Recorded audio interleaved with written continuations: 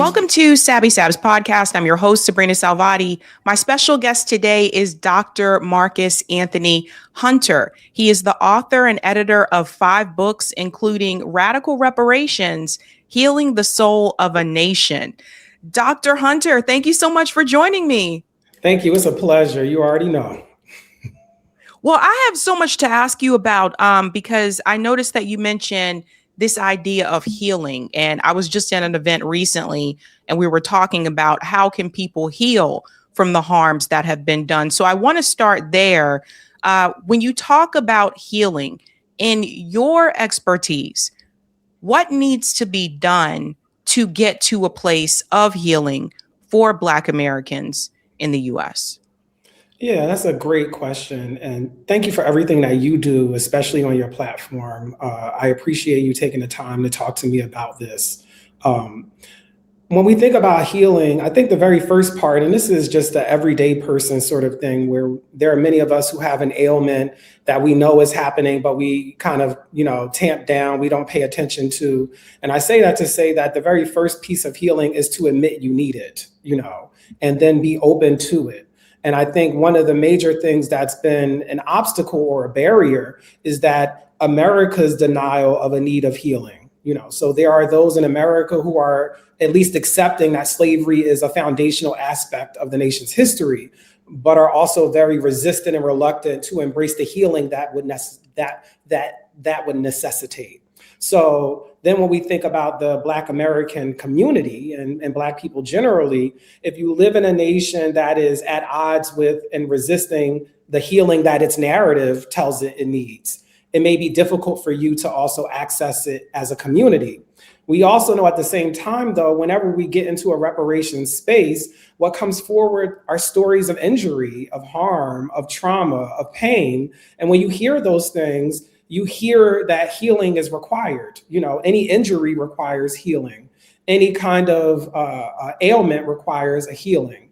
And it requires the right kind of medicine in order to ensure that that healing is right. And that medicine, in my view, is what I call radical reparations. Why do you call it radical? Because I know some people, a lot of times people use this term to describe those on the left or anyone that's fighting for any type of, I guess I would say any type of benefit or repair for the people, right? Because it's when we hear people talk about, and politicians in particular, when they talk about giving $800 billion to the military industrial complex, nobody says that's radical, right? But so it's what do you mean when you say radical reparations? Yes, important question. I am going back to the griotic roots of the word. The word radical means root. And so part of what you're talking about is the way in which the actual word itself has been distorted so that now it no longer is in touch with its actual Latin origin definition. And so what I want to say is that I call it radical because it's rooted in a comprehensive understanding that slavery had many faces. It was not just a crime. It was not just evil. It was not just a transaction. It was not just a contract. It was all of those things simultaneously. And so how do we create an apparatus of repair that attends to the fact that slavery had these different aspects? And so what we hear a lot is about direct compensation, which is very important and is an aspect. But there are certain kinds of harms that cannot be monetized, that you can't just summarize as paying somebody and they will be made whole. We have to get to aspects of mental health and health equity. We have to be thinking about intellectual property and crediting people, Black creators, for their content, which we see happening daily on TikTok and other places. So getting to those patterns that continue to repeat because we have not gone back to the original rooted harm itself. So that word radical is doing multiple things, but most importantly, anchoring it in a grounded understanding that we must have a robust set of measures to attend to the harms of slavery. I think that's a really interesting point. Someone mentioned to me earlier that a lot of the issues that we complain about in the US, that in order to fix the economic woes, I just heard this recently, that we need to heal what has been done before to descendants of slavery in this country. And it's really interesting to me that, people look at reparations as like this tiny thing or something that is extreme, or don't even talk about it. But it has been done before in this country. For Japanese Americans that were a part of the internment camps, there was repair there that was made. There was cash reparations that was made for them.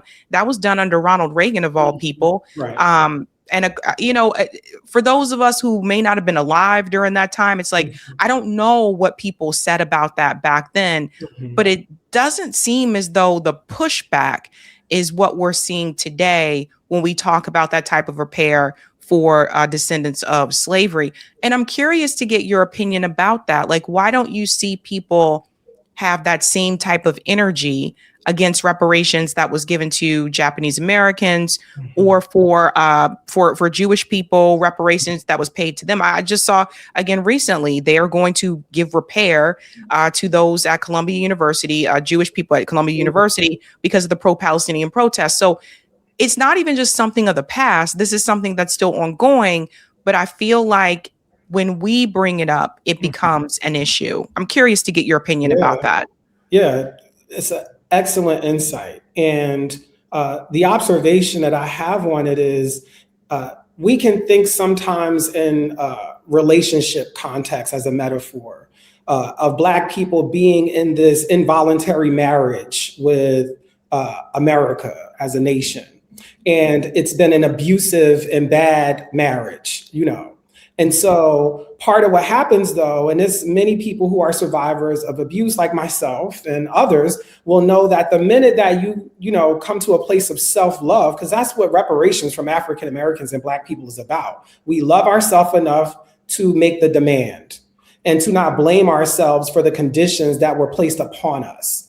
And what happens is that very demand and that sense of self-love completely shifts the relational field where people were used to you being down on yourself, hating yourself, accepting whatever it was that they gave. And so usually when you change, you issue different boundaries, and all of a sudden people are like, what's that about? I don't like that. Let's go back to the you is kind, you is smart, you is intelligent. What happened to just being the help?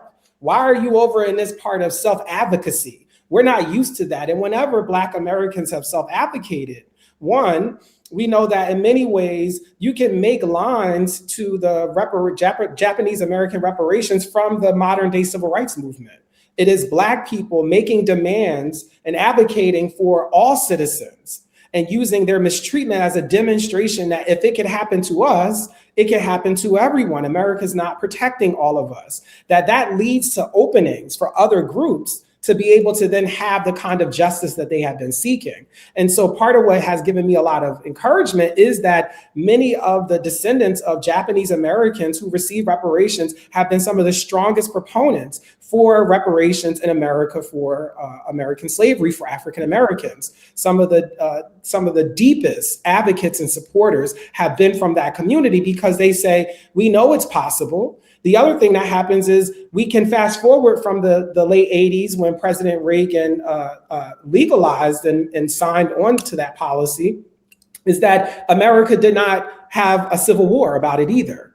That it was a peaceful process that went through all of the democratic hurdles and steps you're supposed to go through, and it helped to make people whole. The other point, though, from the Japanese American space is that when we come in a little later, while we want it now, right?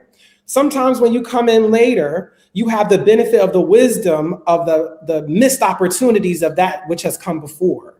And so one missed opportunity when we think about Holocaust survivors is that when we fast forward to the current state of affairs in Israel and Palestine, that is a deep reflection of the fact that all repair must be more than compensation and more than land, because if you don't heal the soul and the trauma and the mental health of those impacted, they may likely do that to another group. So that's one lesson we see happening in real time.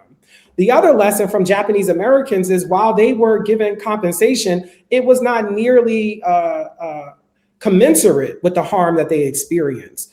When we think about South Africa, we saw that there was a truth and reconciliation process without reparations. So those who were displaced and dispossessed were never made whole at all. in a reparation space. So we have those lessons to pull from, I think, which means that we might be coming a little bit later, but we'll come, I think, matured by what has happened before us. And actually, I think it's an opportunity to be a beacon of possibility, because we know slavery was a global enterprise. You know, America's but a node in that larger global story about enslaving Black Africans.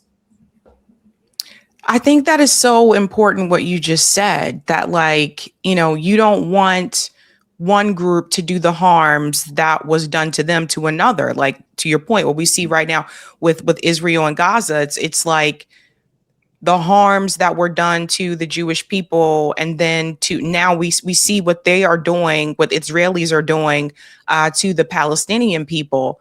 It's like, but if you call that out, then it's like, you know, what my goal is obviously for there to be the repair that is owed, and not just a program. And that's what I keep hearing.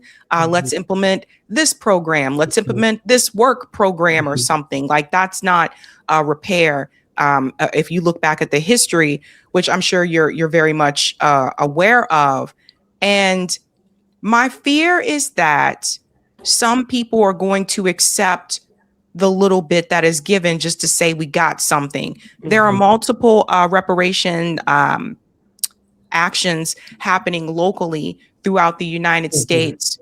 California is probably the most famous one that I think a lot of us have heard about. That was not full repair. And so I worry that some groups may just take the little that is offered just to say, see, we got this. What do you think about that? Yeah, I think the first part is part of why we're getting programs and those kinds of things is that there is a fear of backlash on any kind of repair program that happens. So people tend to scale it down as a way to try to scale up later. I think there's also an opportunity that the federal government has to lead. So shout out to Ascended Master Congressman John Conyers, who first introduced HR 40, then the late Congresswoman Sheila Jackson Lee, who championed it, and now it rests with Congresswoman Ayanna Pressley. And so part of it is that also speaks to why we need the federal involved. One point that I make a lot in the reparation space is many of those folks, for example, California, an example you used, every year for the last 5 or more years, California has lost population that has not been replaced. A lot of that population loss has been of its Black population, which is declining dramatically from decennial year to decennial year. So that means that, for example, when I went to a commission hearing, there was a young woman who had flown in from Atlanta all the way to Oakland to testify before the commissioners. And she now lives in Atlanta, as does her mother. She was born in Los Angeles, but because of the price of living, they moved to Georgia, like a lot of other people have, which then brings up for me the interstate commerce of it all. That if California, let's say they did do, direct compensation, how is that going to work for those who have been displaced because of affordability out of the state into other states that have not done it, may be more conservative on it? Are they ever going to get the money? So you need federal intervention just around when funds or any kind of programmatic elements are distributed, when people are scattered about because they're no longer in the location, maybe where the harm occurred, they're in another state. We have to figure out what is going to be the apparatus about it. So that means to me, it's a both and. We need programs and we need federal leadership and we need executive leadership. And we also need to be thinking about it holistically so that we don't participate in monetizing pain and trauma. Because what happens is uplifted almost always is direct compensation, which is why I say there are piles of trauma, piles of repairs, piles of overdue compensation. P, political, I, intellectual, L, legal, E, economic, S, spatial, spiritual, and social repair. Not all of those cost direct money. At the end of my book, Radical Reparations, which just came out in paperback on January 20th, I say one day Black people could wake up with a 800 plus credit score. That could totally happen. That is not something that requires for you to send me money in the bank. But can you imagine the kind of stimulus that would have on Black entrepreneurship on Black home ownership, on just waking up and feeling good about your financial standing in America, moving from the red to the Black, around being able to have financial possibilities. And that's just one example, just one. So are you saying that it can't just be cash reparations? There has to be other things as well, and including part of that healing. Is that what you're saying? I'm saying it must be a check plus scenario, because how we get to some of the other models that we were talking about of where reparations has happened. So to your point, it's not a new idea. It's just made to feel new when Black people in America are asking about it or asking after it. But in those examples that have happened before, there are missed opportunities that have happened. And a lot of it has become because in some cases it has been explicitly about compensation only. We will give you money. And so one easy example is if there is a car accident that happens and you are the victim of it, when you accept that settlement, that's it. You can't now go run up on that person and say, do you know that I'm afraid to be in cars because of you now? They're like, well, that's what that check was for.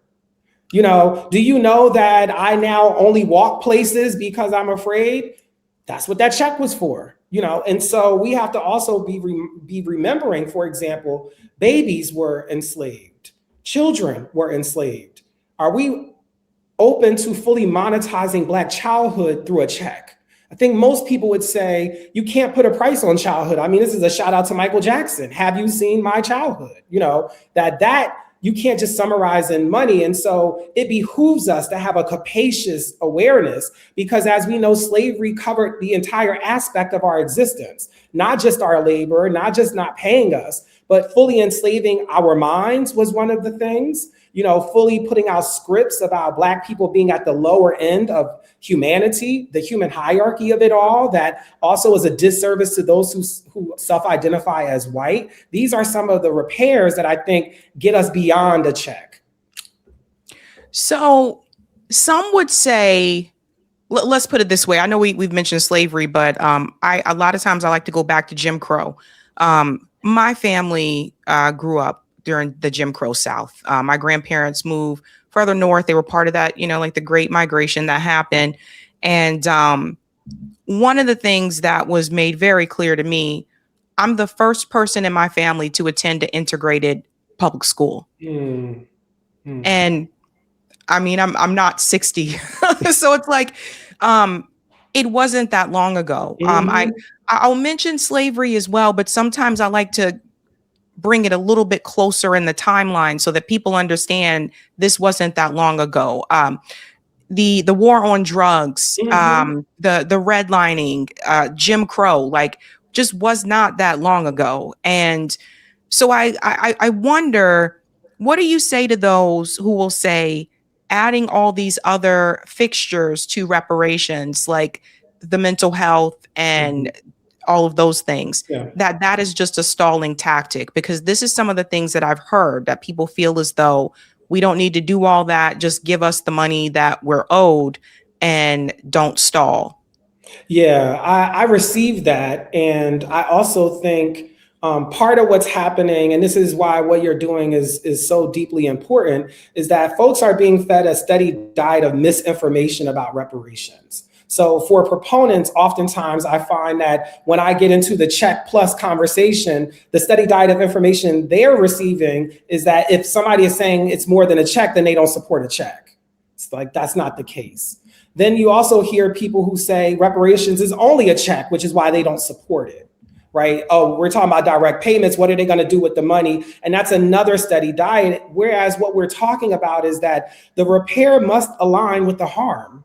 We know that slavery was a multifaceted harm. Therefore, there must be a multifaceted repair solution. You know what I mean? If there is a leak happening in your house that's happening from the bathroom, the kitchen, and the bedroom for whatever reason, plugging it up in the kitchen is not going to solve the full leak that's happening in the house.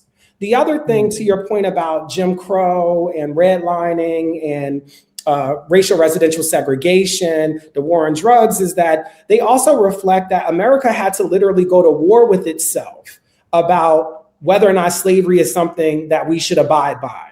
which means that it is deeply interwoven in the DNA of America. So rather than just saying that slavery was long ago, is to say that it continues to be re-expressed because it was never fully dealt with. It was just like they stopped fighting. Okay, we're not going to fight each other. We're America again. But that element of the DNA was never really genetically modified. It just keeps reappearing and re-expressing itself in institutions and formats that are allowable and constitutional. We hear the Supreme Court rendering decisions that, while they sound like they're about present things, to me, they are just re-expressions of human hierarchy, which really is rooted in native land dispossession and enslaving Black Africans. We've been talking quite a bit about healing. You mentioned healing. Yes. What does that look like? Because the reason why I asked this question again is there does seem to be some type of hesitation anytime you mention something like therapy, which should be seen as a positive thing. But a lot of times when you bring up therapy, people see that as a negative, that there's something wrong with them, that they have to go talk to a stranger, and why do they have to do this, right? And I actually see therapy as a positive. I think it's good to get things out. And sometimes there's things you may feel more comfortable telling a stranger than to someone that's like close to you, right? But therapy is not something that is heavily promoted within the Black community. And so when you say healing, are you talking about therapy, or are you talking about like group sessions, and how would we move forward to make therapy something that's more, I think, acceptable in the Black community? Yeah, I see reparations as the equivalent of a buffet. African American, Black American reparations should be like the experience of walking into a buffet. You have this over here, and you get to customize and choose based on your needs, wants, and desires. And so when I hear about the therapy part, I think underneath it, though, is that whether or not we all agree therapy is useful, what we can probably all agree with is that slavery is an impact and consequential for mental health. It is also a mental condition. And so how do we deal with that? You need medical health professionals who specialize in these kinds of things to support it. But then even deeper, that then seeds the soil for healthcare for all. You know, when we start talking about 30 million people needing a very specific access to healthcare, we're now talking about opening up healthcare. When we start thinking about 30 million plus people needing access to high quality education, we're now talking about opening up the education system. So that's also a part of what I think is important for others to hear. So for example, Pew did a poll recently that said 77% of Black Americans support reparations. Now, it doesn't get into what type, what form. And I think what I've been really focused on, and I like the opportunity of being here with you, is to focus on that 23%. You know, if we are in C range as a people on the topic, we got to get to A range. I'm a school teacher. So how do we get to A plus on the topic? How do we close the gap in the community? And it's doing exactly what we're doing here. And what I appreciate about how you're even approaching it is that these concerns and these questions, they're real. And what I like about it is that when I hear people are going, that just feels like a pause. That feels like you don't support it, is because in your mind, you know the time has come. So we're talking from a place of possibility. We're talking from a place where it's going to happen. And we want to make sure that it happens in a way that is impactful and consequential. And I think we all agree about that. We just need to get to 100%, or at least 90 would be great. How do you reach those that are within? Because this is really interesting. There's a couple of people, you know, once a week we do a call-in segment for this show where people that watch the live show, they call in.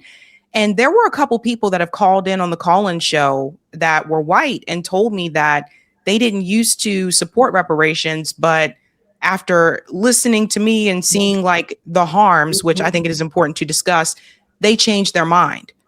And so when it comes to those in the Black community that don't support it, here's some of the things that I've heard. Mainly from older Black people. They will tell me that they don't think it's going to happen, and that's why they don't support it. And, you know, we hear a lot of that sometimes, like even when it comes to voting, when we're advocating for some of these policies that you mentioned, like healthcare for all, right? What was said to me, and still is to this day, from particular older Black voters, is that they don't think it's going to happen. So they're not going to waste their time trying to vote for someone who's running on that issue. I think that seems to be one of the biggest challenges is the older Black community, that if something just sounds too good to be true for them, they don't want to support it. They don't want to participate. Have you been able to make any inroads within that dynamic? Yeah, that's a great observation and very accurate. And I think part of it is I process that response in two ways. The first way I process it is, if you've been in America longer, it's broken your heart more. So I hear brokenheartedness when I hear the resistance.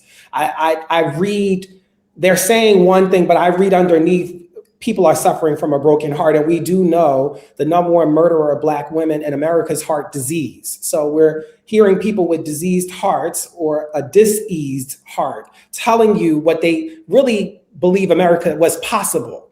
Not that reparations, they're not saying it's not a worthy cause. They're not saying that it isn't true or valid. They're just saying, in the America I know, good luck with that. And at the same time, if we look at their generational story, when the ascended master sociologist Bayard Rustin said we should have a march on Washington for jobs and freedom, the major civil rights leader said, never going to happen, not possible. And then it happened, and it was more than possible. So also, this is a generation that witnessed the impossible become possible. So when you start hearing that pessimism, that to me is a reflection of how America has worn them down into pessimism, into a glass half empty kind of scenario. And I think it's our responsibility as a generation that inherited their struggle, their accomplishments, to remind them of what they made possible. Because we specialize in the impossible when we talk about Black liberation. We specialize in impossible when we're talking about Black freedom struggle and freedom dreams. That is our specialty, to alchemize impossible into happening for everybody in your face in real time. I think sometimes they forget that, right? Like, I think sometimes they forget like everything that happened during the civil rights movement and that people said was not going to be possible at that point in time. So I think that some just may not want to get their hopes up. But I think that, I don't know if you've done this or not, but I think it would be really good for people to hear you at the universities as well. Have you done a college tour about this particular topic? I go to wherever folks will have me, you know. Yeah. And I do find that whenever I get a chance to actually talk about it, even the word itself, where I say the root is repair, and all reparations does is take the I out of the word repair and move it to TIONS, which effectively means a state of repair. So when we're talking about reparations, we're talking about holding the state accountable for the repair it owes the people. We're not talking about your individual grandmom and grandpop. We're not talking about individual immigrant families that came over in 1945 or whatever year. We're talking about the federal government, the state governments, and the local governments that constitutionalized, authorized, sanctioned, and at times turned a blind eye to the enslavement of other human beings. And that usually moves the needle. People go like, I never really thought about it like that before, because the steady diet of misinformation has white people, one, believing whiteness is real. That's the first thing. Therefore, things like reparations are harmful to the empire of whiteness. So you must resist it. And then three, also that you're going to pay for it. So when you have that you're up against, and you finally hear somebody say, actually, the same government that's telling you that's who our demand is from. It's not from you. They're gaslighting you into doing their dirty work. Why don't you join us? Listen to us, have an option in your mind where you actually think, oh, this is an opportunity to attend to this very terrible story and the origin of this country that remains unrepaired. Yeah, I mean, the topic has come up quite frequently in the past couple of years here in Boston, especially ever since that study was done by Dr. Sandy Darity, right? That's so right. We're talking about, when we look at net worth, I was just shocked to have the average Black family in Boston have a net worth of $8 compared to $250,000 for the average white family. That's not just a class issue. Like there's something fundamentally wrong that there was no repair, made there. And I think those types of studies are also very important. And I think it wakes people up to, some of those harms that happen in this country. Yeah, absolutely. Shout out to Sandy and his wife, Kirsten, and all of the work that they do, and so many other people. I think the other thing, too, is that what happens is, one, we don't always know the numbers, right? So when you get the numbers, it's like, wow, that's the difference, And I think part of what happens is we must also remember, and it reminds me of Ayanla Van Zant when she was doing Fix My Life back in the day, and she had the episode with the lottery winner who won multiple millions of dollars, and she found her years later in a dysfunction and pathology that her money could not wipe away. And that's what I want us to always be mindful of, remembering that it might be $8 to $250,000, and also money alone will not cover that gap, because a financial gap is also usually a demonstration of an access gap, of an achievement gap,